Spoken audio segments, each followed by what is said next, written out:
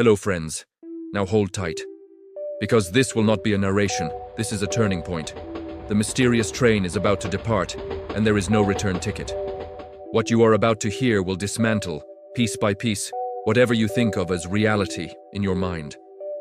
It will take you and drop you right into the middle of a dark vortex, dragging you toward the secret hidden at its core. In today's sharing, we will step into the words of such a name, into such a sentence that Muhyiddin ibn Arabi, and his striking statement, the universe comes into manifestation through imagination. Do not take this sentence lightly. Do not fall into the illusion of thinking you understand it.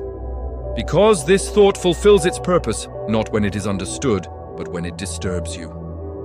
It does not offer comfort. On the contrary, it pulls out all the safe ground you are used to standing on from beneath your feet. If this narration makes you uneasy, know that you are in the right place. If something stirs within you, know that a door has been slightly opened. Now listen carefully. According to Ibn Arabi, the universe we exist in is the visible form of a design that exists in the knowledge of God. The name of this design is imagination. This imagination is not fake. Is it fabricated? No, of course not. Is it unreal? Never. So what is it then? I can almost hear you asking. Imagination is something conceived in the mind but not yet realized. In modern language, this is called a model, in other words, a simulation, or expressed differently, a draft or potential reality. This is not surprising. At this point, you might think, why did God not create directly? Thought-provoking, isn't it?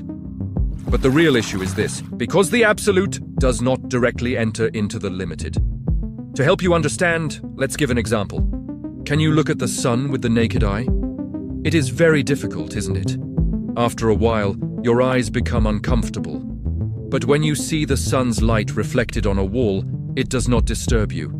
Here, the light is the truth, and the wall is imagination. The light is real, but what you see on the wall is not the light itself. It is the reflection of the light to you. And what we call the universe is exactly this reflection. What we call manifestation is not coming into existence from nothing. Manifestation is the becoming visible of what already exists. Everything existed in the knowledge of God, but it was not visible. When it passed through the station of imagination, it became visible. This is what it means to come into manifestation. So if we ask, why is existence not possible without imagination? The depth here lies in this, because there are two extremes. Absolute existence is God and is never visible. Absolute non-existence is nothingness and already does not exist. A middle realm is required. Ibn Arabi calls this realm imagination. This realm exists but is not absolute. It is real yet temporary. The entire universe exists within this realm. That is, it is imagination.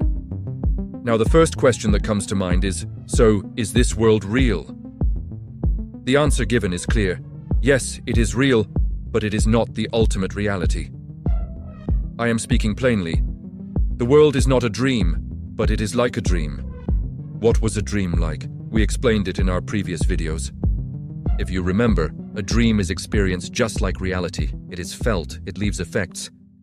But when we wake up and open our eyes, what happens? It passes, and we see the real. The world is like this. It causes pain, it gives pleasure, it leaves effects, but it is never permanent. That is why Ibn Arabi said, the world is the dream of the truth. To go a little deeper, we must ask this question. So where does the human being stand in all this? To put it metaphorically, the human is like a small universe. The human mind first imagines, then plans, and finally acts.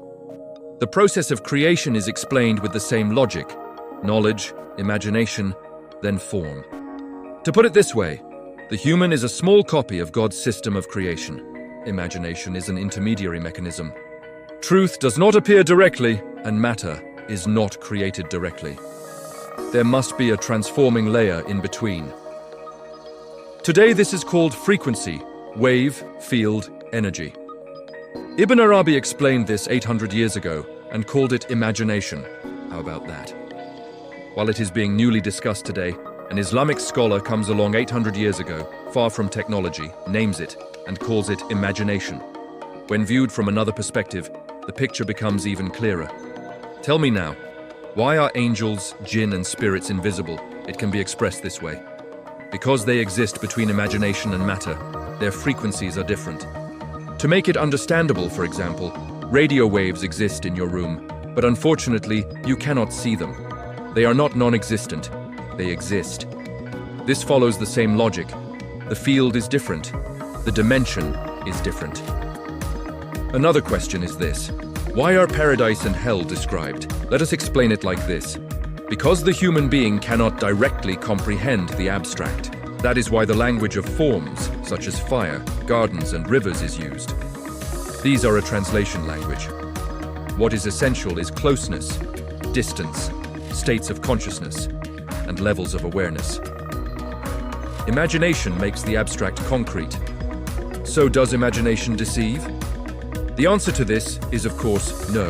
Let me put it this way. If you read it incorrectly, it deceives. Just as a map is not the road itself, but shows you information about the road, imagination is the same. If you interpret the map incorrectly, what happens? You get lost, right? If you deny the map and ignore it on an unfamiliar road, you get lost again. The correct approach is to use the map while knowing that it is not the road. Imagination is the same. Now, what happens with death? Death is leaving one layer of imagination and passing into a finer layer of imagination. According to Ibn Arabi, the world is coarse imagination. The barzakh is fine imagination. The afterlife is an even finer imagination. The truth does not change. Only the layer of perception changes. To summarize with the clearest sentence, the universe is the form of the truth in God's knowledge becoming visible by passing through the level of imagination. It is real but not absolute, neither less nor more, neither hidden nor embellished.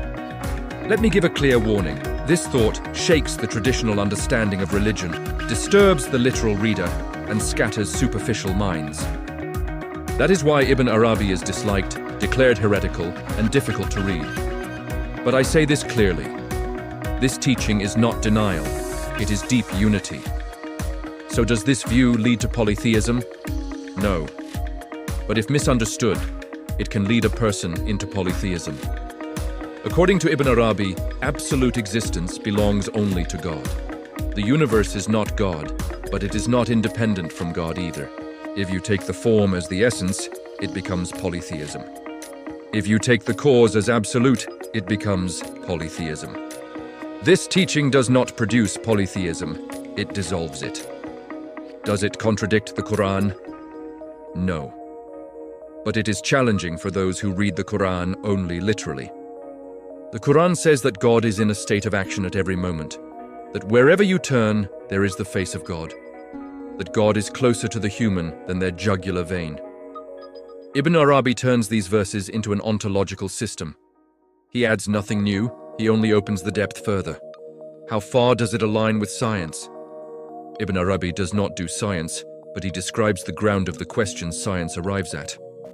Today, science says that matter is not solid, that the universe consists of fields, and that reality depends on the observer. Ibn Arabi explained this centuries ago, using the language of imagination, manifestation, and form. So where does this understanding lead a person morally? It does not loosen morals. On the contrary, it places a heavier responsibility on the one who understands and knows. Because every action leaves a form, and the human being will face it. Ego is broken, compassion increases, and morality deepens. The final word is this. To say the universe comes into manifestation through imagination is to say that existence is neither a lie nor absolute. It is real but appears veiled. Imagination is that veil. The truth stands unchanged behind the veil. These videos are prepared to be a little light for those who remain in the dark. If it made you feel something, you can give me strength by liking and supporting. If there is something on your mind, or if you want to share what you feel inside, write freely in the comments. I am here, I am reading. If you subscribe to my channel and turn on notifications, you will be the first to know when new videos are published. Know this: You are valuable, truly. This journey does not end here. Mysterious train will stop at many more stations. If you are ready, take your seat in the wagons. Stay on mysterious train.